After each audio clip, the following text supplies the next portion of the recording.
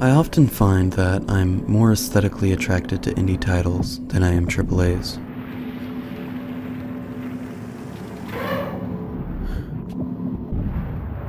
I think this is mostly in part to the fact that indie games often have to sell themselves as a more stylized piece to attract attention. They can't compete with the latest graphics or gameplay mechanics, so they in turn are left to get creative. Take a page, Ubisoft. Take a page. Now, because indie titles don't have the funds to compete in certain aspects, they're forced to creatively find workarounds, which often to me feels refreshing and captures the magic of what video games are. Becoming lost in a unique work is a thrill that I find myself seeking more and more these days. With that being said, there's various ways an indie game can tell a story. There are games that tell a story purely through gameplay, visuals, and sound alone, without the use of dialogue.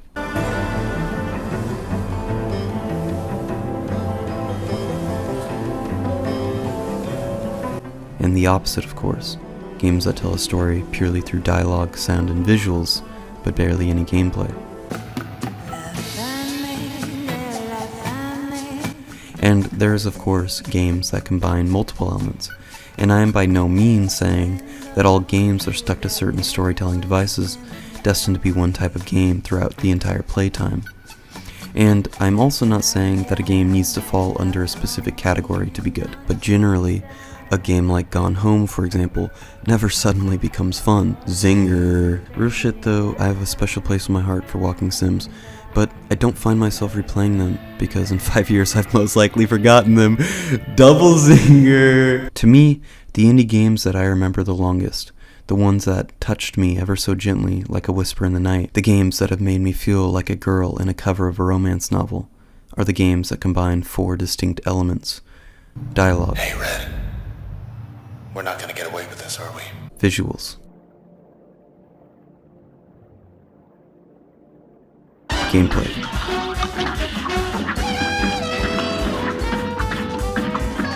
Sound. Mutiny! Mutiny!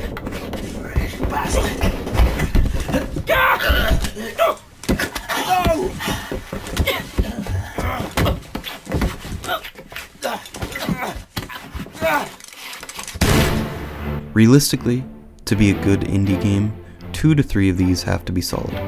If only one of these are solid, I'm just not that personally interested in your piece of shit game. So, hypothetically, the more each of these pieces play off of each other, the more cohesive the piece, the better the atmosphere or the overall vibe. Let's take FIREWATCH for example. It was a good indie game. It had a compelling story and gorgeous visual direction, but I could bet you that no one finished a playthrough of FIREWATCH, was hit with the main menu and said, "Damn boys, looks like I'm staying up late tonight," before starting a new game. It just didn't happen. And before someone comments that they did do this, and it did happen, why? Are you okay? Whoa, that's not legal, right? So, to me, if all of these pieces, dialogue, visuals, sound, and gameplay, fall into place, I'd say the final result is a cohesive, atmospheric piece that also has fun or challenging gameplay, and Starfetchers begins this cohesion from the moment you launch the game.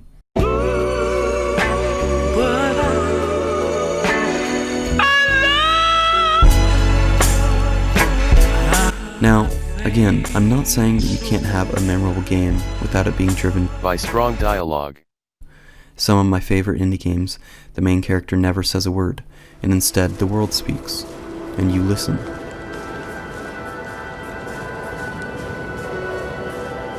But I do find that I'm most attached to stories where I can more easily put myself into the character's shoes.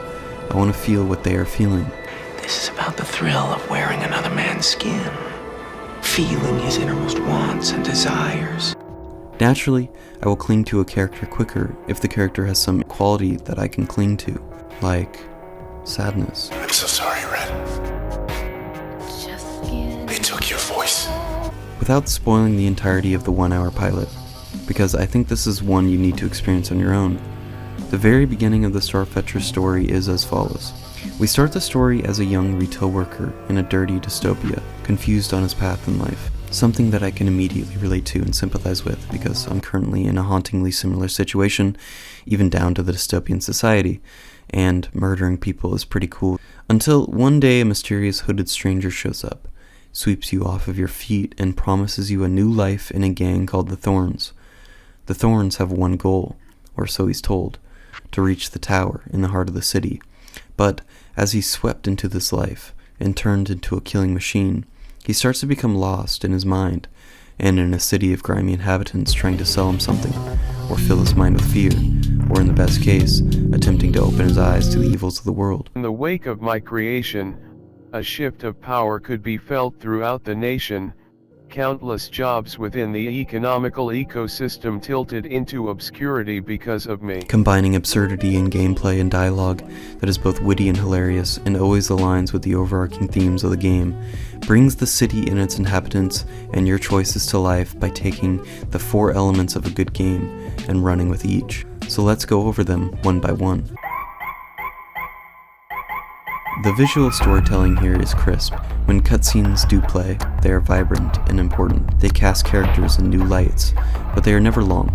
In fact, they are often short and leave you wanting more, and more. It's not a Final Fantasy where you're surprisingly playing games in your cutscene. The gameplay is explosive, rewarding and unique. You use your mouse as your katana, drawing your pathways, deflection, and attack. Add this with the time slow mechanic, leaves the player with an exciting and fun experience as you deflect bullets and wreak havoc. Emphasis on fun, by the way. Too many times do I see indie games forget to make their game fun. Look, any game that makes me feel like I'm using Hattori Hanzo steel is a game worth playing. Another mechanic that I like is that at the beginning of each raid you can decide who to bring in. You, the main character, or your partner. And I imagine when the full game comes out there will be more characters with special abilities added as the Thorns take over the city and add to their roster. This is all backed by one hell of a soundtrack. The music complements everything, the way it intertwines itself into the main screen, the boss fights, the cutscenes, and the rundown cityscape is simply perfection.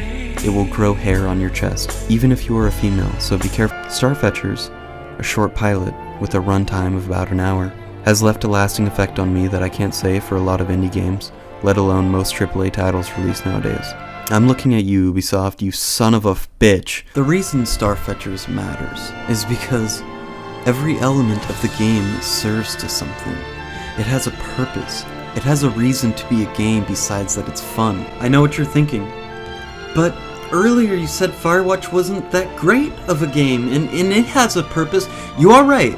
It does have a purpose. The ending is a sucker punch to the gut, and someday I will replay it again. Yes, FIREWATCH has a purpose. Games like FIREWATCH have a purpose, but can you cut people in half with a samurai sword? No. So quit your sniffling, you sniveling and let me finish this video. That was fucked up. I shouldn't have said those things. No. Baby, come back to bed. Come back to bed. I'm trying to be better. Have you ever heard those? I'm trying to be better, baby. I'm trying to be a better man. You ever heard those sentences come out of someone? I don't know. By mixing all the elements a video game has to offer, Starfetchers presents itself as a baked cake with frosting on top. Presentation, the final piece, the baked cake. That's to me what makes a good indie title. No, that's what makes a game people will remember for years to come. Watch out for Starfetchers. Now, don't you guys want to get off with me? Oh, my lady,